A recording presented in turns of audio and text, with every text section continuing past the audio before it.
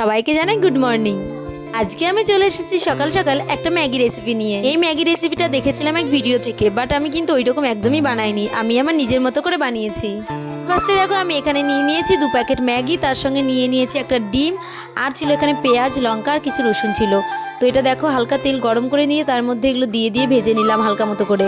তারপরে আমি দিয়ে দিয়েছিলাম একটা ডিম, আর সেইখানে দেখো হালকা করে লবণের ছিটেও দিয়ে দিয়েছি। তারপরে ডিমটাকে হালকা করে ফাটিয়ে নিয়ে ডিমটাকে সুন্দর করে ভেজে নিলাম। ডিমটাকে ভেজে নেওয়ার পর এই পেঁয়াজগুলোর সঙ্গে ডিমটাকে সুন্দরভাবে মিক্স করে নিলাম। তারপরে হালকা হালকা ব্রাউন করে ভেজে নিয়েছিলাম। তো তারপরে ভাজা হয়ে যাওয়ার পর এর মধ্যে দিয়ে দিয়েছিলাম একটু পরিমাণে জল। এই যে দেখো একটু জাস্ট জল দিয়েছিলাম।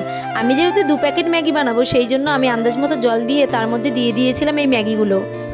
তারপরে দেখো এই ম্যাগিগুলো দিয়ে কিছুক্ষণ রেখে দিয়েছিলাম। তারপরে কিন্তু ম্যাগিটা যখন হয়ে যায় এইরকমভাবে হালকা নাড়াচাড়া করে নিলাম। তারপরে আর কি ম্যাগিটা হালকা হালকা সিদ্ধ হয়ে যাবে, তো সেই পর্যন্ত আর কি রেখে দিয়ে তারপরে এর মধ্যে দিয়ে দিয়েছিলাম।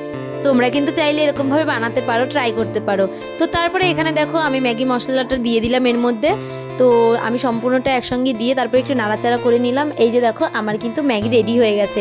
তো এখন আমি নামিয়েও নিলাম। এই যে দেখো আমার ম্যাগি বানানো হয়ে গেছে। তো তোমরা দেখে জানিও কেমন লাগলো, আর তোমরা চাইলে এরকমভাবে ট্রাই করতে পারো। তো আজকের ভিডিওটা এই পর্যন্তই, টাটা।